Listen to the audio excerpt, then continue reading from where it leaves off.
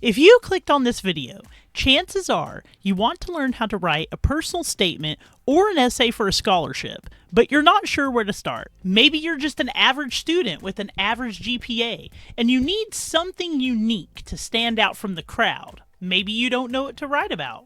Or maybe you just need a tutorial to walk you through the process. And that is exactly what I'm going to give you today, step by step. I'm Sarah Luna, and this is what I learned in college.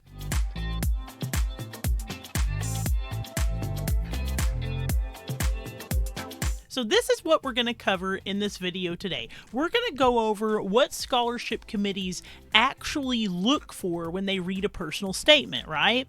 We're also going to go over how to brainstorm your personal story and make it stand out. We're also going to go over how to structure your essay. And finally, last but not least, tips on how to make your essay stronger. So let's go ahead and get started. So before you even start writing, you need to understand exactly what the scholarship committee is looking for. Every scholarship has a purpose. Some focus on financial need, but others focus on academic achievement, others focus on leadership or community service. So definitely make sure that you know what the scholarship's purpose is. But regardless of what the scholarship's purpose is, almost all of them want three things from you as an applicant. Number one, they want to know who you are. They want to know your background. They want to know your experiences, your values, what's important to you, what gets you up out of bed in the morning.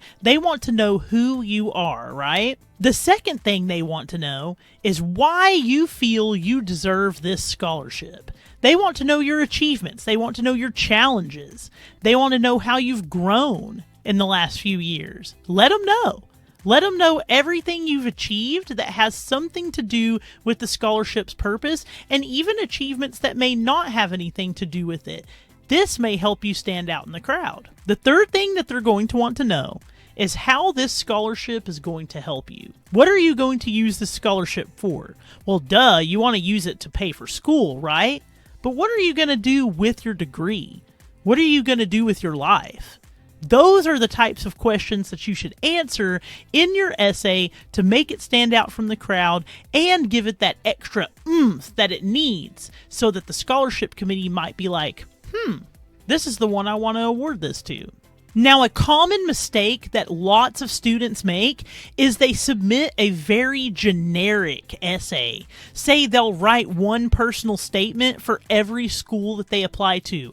Do not do this. It's very important to connect your personal story to the values and purposes of the scholarship. Here's a good example. A lot of scholarships are made for first-generation college students. In other words, they're made for people who do not have any immediate family members that have a bachelor's degree. Finding out what the scholarship provider cares about is the best way to stand out. Now that you know what the scholarship committees are looking for, it is time to brainstorm. The last thing you want to do is sit down and start writing blindly. So go ahead and get all of your ideas down either on paper or in your favorite word processing program. Take a few minutes to reflect on some key moments in your life. Here are a few thought-provoking questions that you can ask yourself to get started. For example, what's a challenge that you've overcome? Everybody has overcome a challenge at one point or another. So think about those and how you can incorporate them into your writing. Another question you can ask yourself would be, what moment or moments have changed your perspective or goals? The next one that I would suggest to ask yourself would be, what makes you unique, not only as a person, but as a student? One of the best ways to tell your story is using the STAR method. And yes, I am talking about the same STAR method that you use in a job interview. If you don't already know what the STAR method is, it stands for situation, task, action, and result. And what this does is it helps keep your essay structured and compelling so you're not just rambling on about some stuff that happened. When you go and explain the situation, you want to make sure that you're not too detailed in your explanation, but you want to make sure that you explain what was happening. And then whenever you are explaining the task, make sure you get to the point by talking about what did you need to do to get the job done. So then action would be what steps did you take to get the job done? And then the result would be what was the outcome? What happened? So for instance, let's say that you worked 2 jobs, right, while you were in high school to support your family. Your essay could start by describing the struggle, right, the situation, because, you needed money, so you had to work 2 jobs while you were in high school to support everyone. And then explaining your responsibilities, which would be the task, like what did you have to do every day to make this happen? What kind of routines did you have to have, and so on and so forth. And then you can detail how you balanced work and school. That's action, right? The A. And then sharing what you learned and how it motivated you, which would be the result, the R. But here's the thing, okay? A lot of people get hung up on this, aspect that they don't have a super dramatic life story to explain, right? And they're thinking that, oh, well, I'm not going to stand out. I'm super average. What do I do? If you don't have a dramatic life story, that is perfectly okay, guys. Focus on growth. Focus on determination. Focus on what you've done in your life to highlight these aspects, right? Even small moments like, tutoring a younger sibling or a cousin, right? Or a niece or nephew, or learning to manage your time, in a world that's full of, low attention spans, I guess, is what I'm trying to say here. A world that's full of no focus, right? This could be really powerful if you explain it the right way and if you explain what it's taught you, right? So focus on that. Step 3 is all about structuring your personal statement. Now let's put your ideas into a solid structure or form. Your personal statement should have 3 main sections, right? Just like an essay. The introduction, the body, and the conclusion. So the introduction is what is going to grab their attention. Okay, and then the body paragraphs, those are what you should use to tell your story and to put all the nitty-gritty details that you want to put, without being too detailed or rambly, The conclusion is going to need to end with an oomph. You're going to want to end with impact, okay? So I'm going to break it down even further for you so you know exactly what I'm talking about, right? So with your introduction, the very first thing you want to do is start off with a hook, okay? Don't do something like, I have always wanted to go to college, but money is tight. No, don't do that. Instead, say something like this.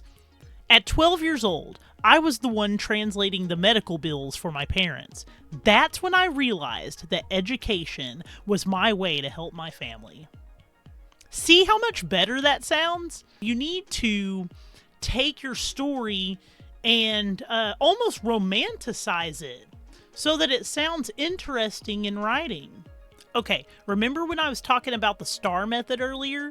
So this is where you want to use the STAR method, in your body paragraphs. Now make sure that your paragraphs actually flow, okay? Don't just list achievements, I did A, B, and C. No, you want to explain what they mean to you, what type of impact they've had on you and the people in your life, okay? So this is what is going to stick in the minds of the readers, okay?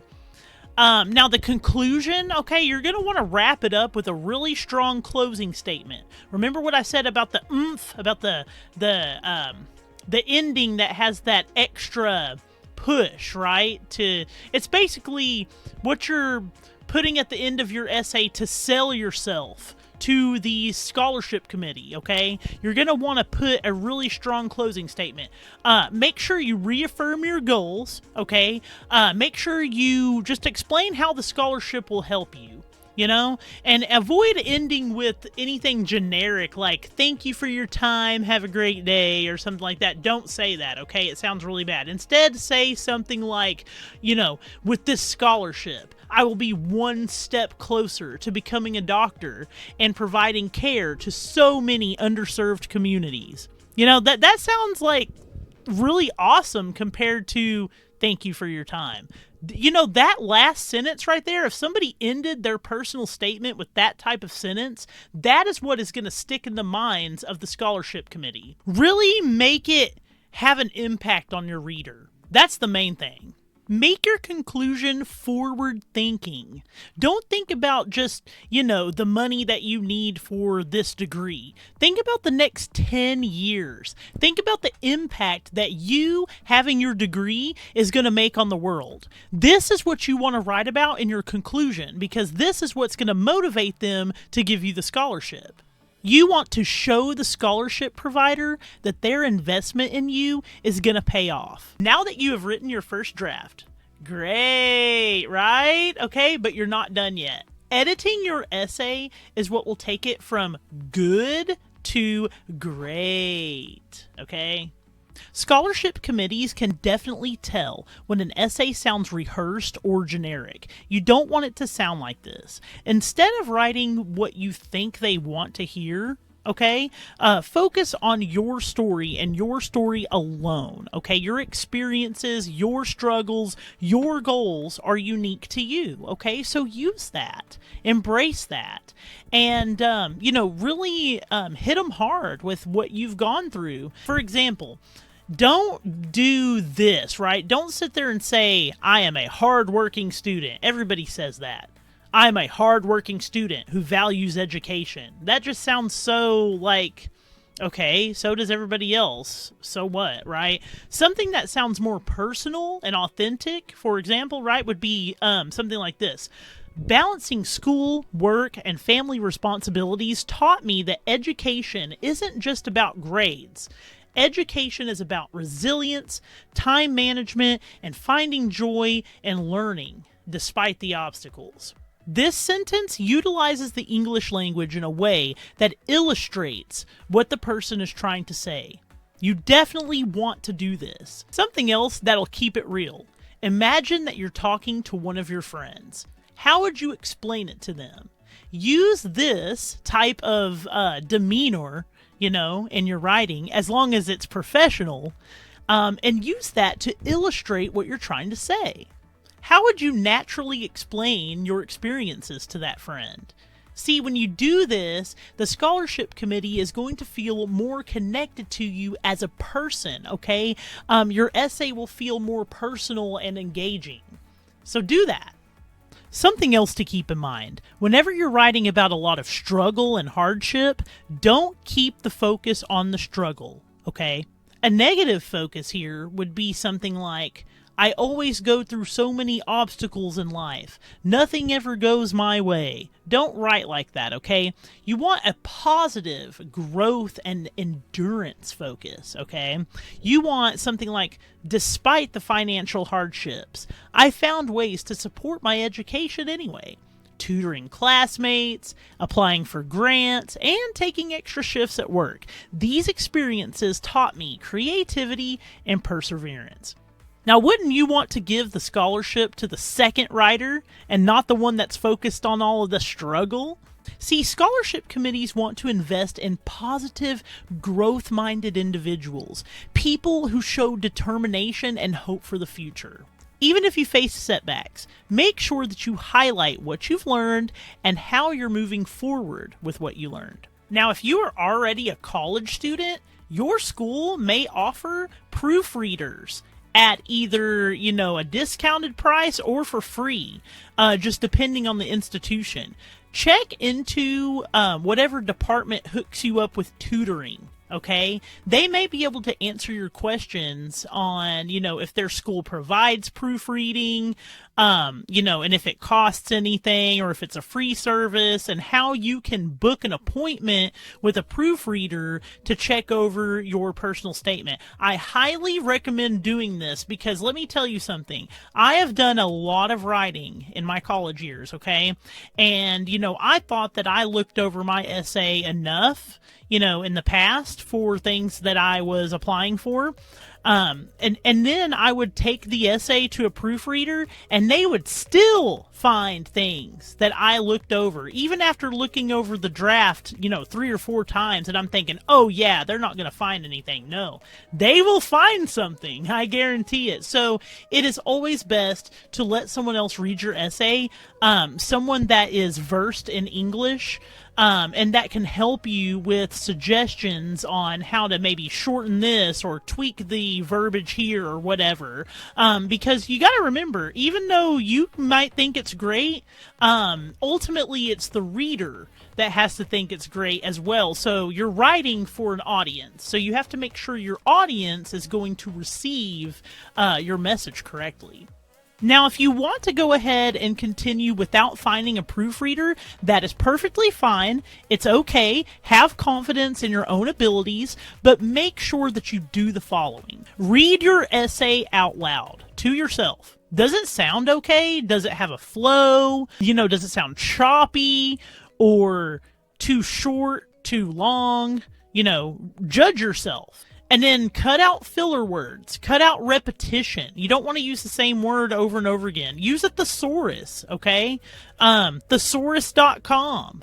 Or, a paper thesaurus from your library. Also, make sure you check for grammar. Check for clarity. Grammarly, right? If you've ever heard of Grammarly, Grammarly is a good service that you can use to check for grammar and spell check and things like that, Now, here's something to keep in mind as well. If you have a word limit, and more than likely you do have a word limit, prioritize impact over length, okay?